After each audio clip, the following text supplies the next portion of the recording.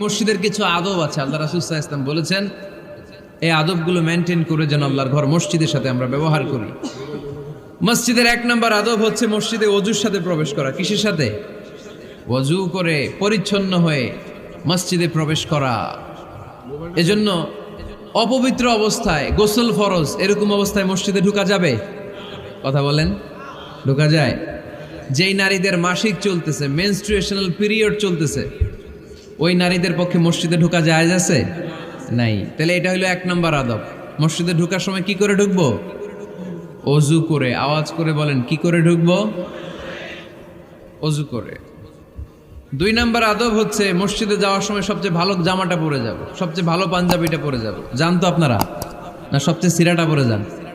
হ্যাঁ, অনেকের নামাজের জন্য একটা পুরান জামা আছে, সিরা পাড়া, এদিকে হাত উঠাইলে দিকতে দেখা যায়, আছে না নাই?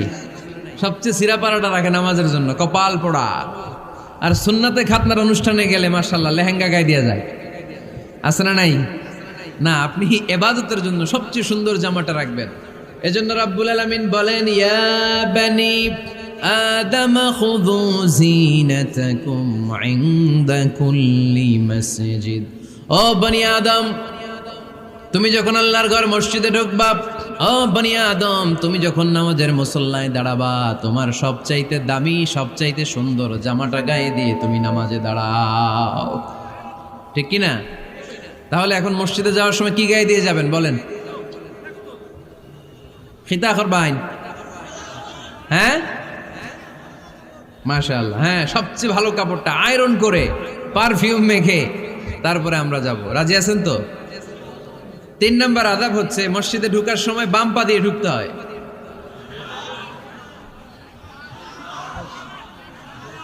কোন পা?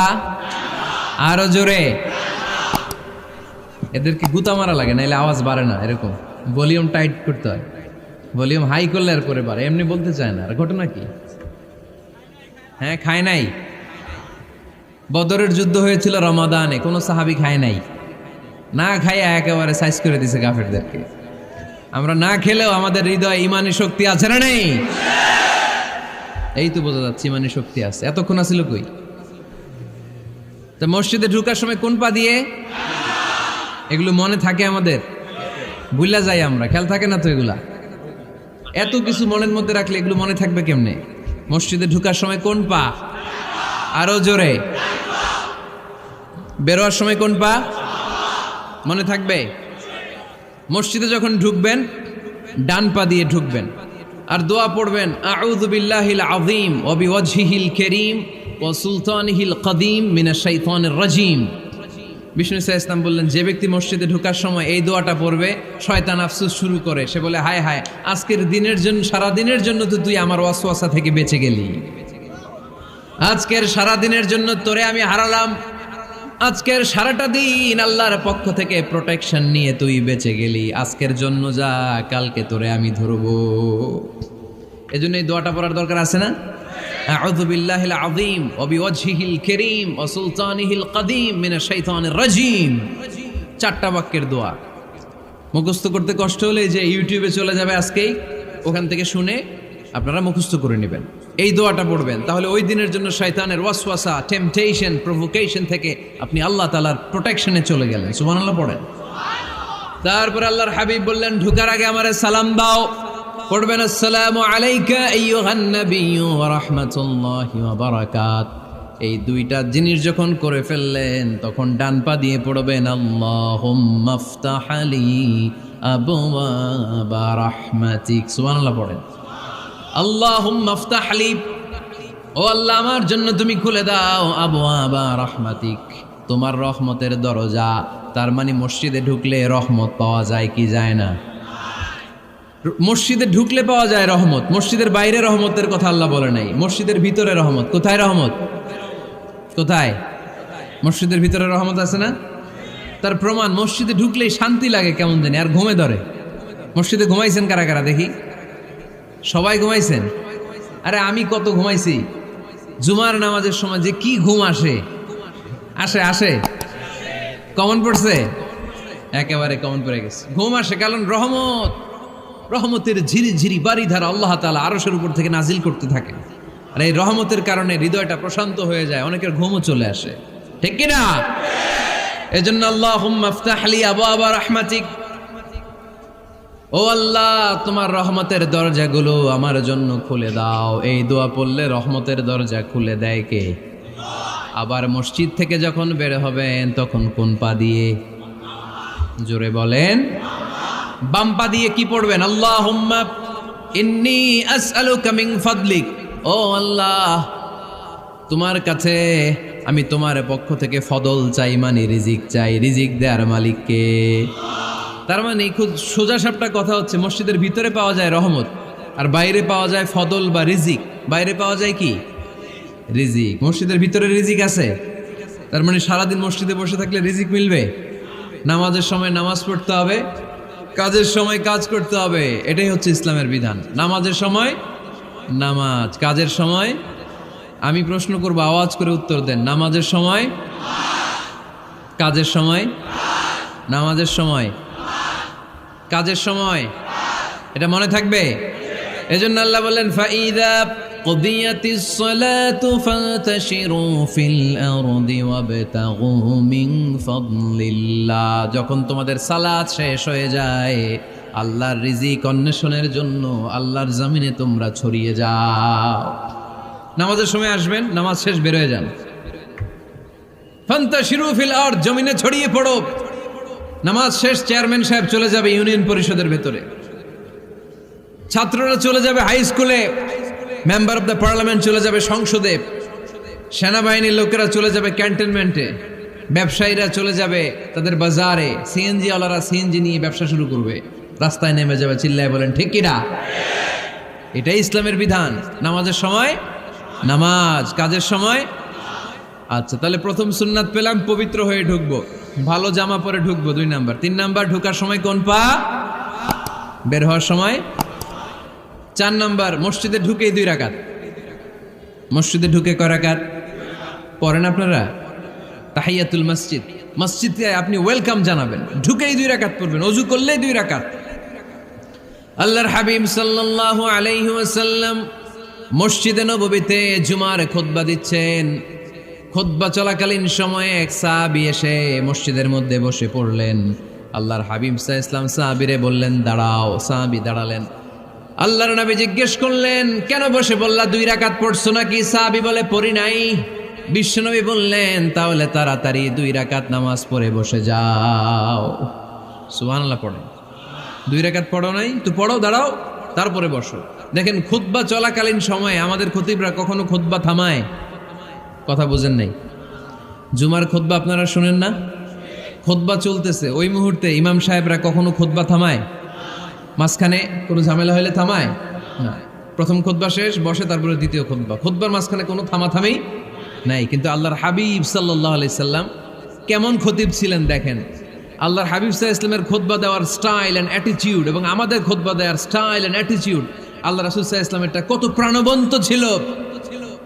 আল্লাহ রাসূল সাল্লাল্লাহু আলাইহি সাল্লাম সোসাইটি ওরিয়েন্টেড একজন পার্সোনালিটি ছিলেন, সমাজের মানুষ কেন্দ্রিক, খুব সামাজিক ছিলেন আল্লাহ রাসূল সাল্লাল্লাহু আলাইহি সাল্লাম। তিনি দেখলেন একজন বসে পড়ছে, উনি খুতবা থামায় দিলেন। জুমার খুতবা থামায় বললেন এই নামাজ পড়ছো না, পড়ো, 2 রাকাত পড়ো। আবার খুতবা শুরু করলেন। সুবহানাল্লাহ পড়বেন না? একবার তিনি খুতবা দিচ্ছেন, দেখলেন আল্লাহ রাসূল সাল্লাল্লাহু আলাইহি ওয়াসাল্লামের 2 জন নাতি হাসান আর হুসাইন রাদিয়াল্লাহু তাআলা আনহুমা, ছোট্ট মানুষ, কাতারের ভিতরে ঢুকে কোনো সাহাবী টুপি টান দেয়, কারো পাগড়ি ধরে টান দেয়, একজন এদিকে দৌড় দেয়, আরেকজন ওদিকে দৌড় দেয়। মসজিদে একটা ডিস্টার্ব হচ্ছে। আল্লাহর হাবিব সাল্লাল্লাহু আলাইহি ওয়াসাল্লাম খুতবা থামিয়ে দিলেন, মিম্বার থেকে নেমে আসলেন, 2 নাতিকে 2 হাতে ধরলেন, ধরে আস্তে করে জান্নাতের এই 2 সর্দারকে নিয়ে মিম্বারের উপরে দাঁড়ালেন। এই হাতে এই নাতি, ওই হাতে আরেক নাতি। এরপর দাঁড়িয়ে দাঁড়িয়ে তিনি বাকি খুতবা দিলেন। পড়েন সুবহানাল্লাহ। কত প্রাণবন্ত খুতবা। উনিও খুতবা দিতেন, আমরাও খুতবা দেই। আল্লাহর হাবিব সাল্লাল্লাহু আলাইহি ওয়াসাল্লাম খুতবা দিচ্ছেন, এক সাহাবী এসে বলল ইয়া রাসূলুল্লাহ, মদিনায় দুর্ভিক্ষ, বৃষ্টি নাই, আপনি বৃষ্টির দোয়া করেন। রাসূল সাল্লাল্লাহু আলাইহি ওয়াসাল্লাম খুতবা থামায় দিলেন, থামায় দিয়ে দোয়া শুরু করলেন। আল্লাহুম্মা আসকিনা গাইসান মুগীসান মারিআন মুরিআন নাফিআন গায়রা দার আজিলান গায়রা আজিল। আল্লাহ উপকারী বৃষ্টি দেন, যে বৃষ্টিতে আমাদের ফসল জন্মাবে, সবুজ ঘাস লতা পাতা জন্মাবে, আমাদের গবাদি পশুর রিজিক বাড়বে, এরকম উপকারী বৃষ্টি আমাদেরকে দিয়ে মদিনাটারে ধন্য করে দেন। বৃষ্টি শুরু হলো, জুমাবার বৃষ্টি, শনি রবি সোম মঙ্গল বুধ বৃহস্পতি শুক্র, টানা 7 দিন বৃষ্টি। এবার বৃষ্টির চোটে মদিনায় বন্যা হয়ে গেছে। এতদিনে দুর্ভিক্ষ, এতদিনে কি, এখন বৃষ্টির বরকতের দোয়া করছে, বৃষ্টিতে এবার বন্যা। যেই সাহাবী বৃষ্টির জন্য দোয়া করতে বলেছিলেন, পরের জুমাবারের খুতবার সময় এসে ওই সাহাবী বলেন, ইয়া রাসূলুল্লাহ, আবার খুতবার মাঝখানে, ইয়া রাসূলুল্লাহ, আর বৃষ্টির দরকার নাই, আর দরকার নেই, এবার বৃষ্টি বন্ধের দোয়া করেন। আল্লাহর হাবিব সাল্লাল্লাহু আলাইহি ওয়াসাল্লাম খুতবা থামিয়ে আবার বন্ধের দোয়া, আল্লাহুম্মা হাওয়ালাইনা ওয়ালা আলাইনা, হে আল্লাহ আমাদের চারিদিকে দেন, মদিনাতে আর বৃষ্টির দরকার নাই। চিল্লায় পড়েন সুবহানাল্লাহ। এজন্য খতিব হবে এরকম প্রাণবন্ত খতিব। সমাজে কি চলে, কি ক্রাইসিস, কি সংকট, ইয়াংরা কোন সমস্যায় ভোগে, আমাদের রাজনৈতিক অঙ্গনে কি সমস্যা, আমাদের অর্থনৈতিক অঙ্গনে কি সমস্যা, আমাদের সামাজিক অঙ্গনে কি সমস্যা, আমাদের পরিবারগুলোর ভেতরে কি ঝামেলা, প্রত্যেকটা কথা মসজিদের মিম্বার থেকে আসার দরকার আছে না নাই? আল্লাহর হাবিব সাল্লাল্লাহু আলাইহি ওয়াসাল্লাম এভাবেই সমাজকে ঠিক করে দিতেন। 2 রাকাত মসজিদে ঢুকে আজকে থেকে আমরা পড়ব। মসজিদে ঢুকলেই কয় রাকাত মনে থাকবে না ভুলে যাবেন? তারপরে আল্লাহর হাবিব সাল্লাল্লাহু আলাইহি ওয়াসাল্লাম বলেছেন, খবরদার কবরের উপর মসজিদ বানিও না। কবরস্থান একদিকে, মসজিদ আর একদিকে, কিন্তু বাংলাদেশে মসজিদের সাথে কবর মিলানো আছে না নাই? ছোট্ট একটা মসজিদ, কিন্তু এত বড় বাবার কবর আছে না নাই? এগুলো করবেন না আপনি। আগে হবে মসজিদ, পরে কবরস্থান। যেমন মসজিদে নববী হয়েছে আগে, তারপরে বিশ্বনবীর কবর এখানে আছে না নাই? মসজিদে নববী প্রতিষ্ঠিত হয়েছে আগে, পরে বাকি কবরস্থান আছে না নাই? কিন্তু কোন আল্লাহর ওলির কবরস্থানের উপরে যদি মসজিদ বানান, তার উপর লানাত দিয়েছে কে? এজন্য এলাকায় এলাকায় ঝামেলা, কবর আর মসজিদ হবে আলাদা। আবার মসজিদের কেবলার দিকে যেন কবরস্থান না হয়, তাহলে শিরক হওয়ার সম্ভাবনা আছে না নাই? খুব সাবধান, আল্লাহ সব মাফ করে কিন্তু শিরক মাফ করে না, ঠিক কি না? শিরক হচ্ছে মহাপাপ, সব পাপের বাপ। এজন্য আমরা সব করলেও শিরকের গুনাহ মুসলমান কখনো করতে পারে। এরপর আল্লাহর হাবিব বললেন, মসজিদকে পরিষ্কার পরিচ্ছন্ন রাখো, এটাও মসজিদের আদাব। মসজিদে আতর লাগিয়ে দেন, বাখুর জ্বালিয়ে দেন। আপনাদের এই এলাকার মধ্যে তো বাখুরের অভাব নাই, আগরের অভাব নাই, ঠিক কিনা? গতকাল প্রোগ্রাম ছিল কই? সুজানগর, আগরের রাজধানী। আগর চিনেননি আপনারা? হ্যাঁ, এই যে দেহনেল উদ পারফিউম, আপনাদের এই যে মাহতাব সাহেবের আল হারামাইন, এরপরে যে আজমল কোম্পানি, এও আপনাদের এই মৌলভীবাজার এলাকার। এরকম অনেক কোম্পানি আছে দুবাই ভিত্তিক, গোটা বিশ্বে ওনারা ব্র্যান্ডিং করেছে। এগুলোর র ম্যাটেরিয়াল, কাঁচামাল যায় হচ্ছে আপনাদের মৌলভীবাজার থেকে। সম্মানিত ভাইয়েরা, মসজিদ পরিষ্কার পরিচ্ছন্ন রাখবেন, এই বাখুর জ্বালাবেন, দেহনেল উদ, এই পারফিউমগুলো ছড়িয়ে দিবেন। মসজিদের মধ্যে অনেক মসজিদে দুর্গন্ধ আছে না নাই? এই কার্পেটের মধ্যে ময়লা, পরিষ্কার করে না। আল্লাহর হাবিব সাল্লাল্লাহু আলাইহি ওয়াসাল্লাম বলেছেন, খবরদার। আম্মা জান আয়েশা বর্ণনা করেন, আমার রাসূলুল্লাহ সাল্লাল্লাহু আলাইহি ওয়াসাল্লাম বিবিনাইল মসজিদ ফি দুয়ার ওয়া আন তুতাইয়াবা ওয়া তুনাযাফ, আমরা যেন এলাকা এলাকায় মসজিদ বানাই, মসজিদগুলোকে যেন পারফিউম দিয়ে, আতর দিয়ে সুগন্ধময় করে দেয়, বিশ্বনবী আদেশ করেছেন। এরপর আল্লাহর হাবিব সাল্লাল্লাহু আলাইহি ওয়াসাল্লাম বলেছেন, মসজিদের আরেকটা আদব হলো মসজিদকে অতিমাত্রায় ডিজাইন না করা। বেশি ডিজাইন করা যাবে না। এমন ডিজাইন করা যাবে না যে এটা মসজিদ বোঝাই যায় না। এত লাইটিং ফাইটিং করে, এটা কি মসজিদ না কমিউনিটি সেন্টার বোঝাই যায় না? আছে না নাই? আছে। এরকম যেন আমরা না করি সম্মানিত ভাইয়েরা। বিশেষ করে মসজিদের সামনের দেয়ালে। কোন দেয়ালে? সামনের দেয়ালটা, কেবলার দিকে যেই দেয়াল, এই দেয়ালটা হতে হবে ফ্রেশ, যাতে করে মানুষের দৃষ্টি আকর্ষণ না করে। প্রায় মসজিদের দেয়ালের মাঝখানে দেখবেন আপনি ক্যালেন্ডার ঝুলায় রাখে, আছে না নাই?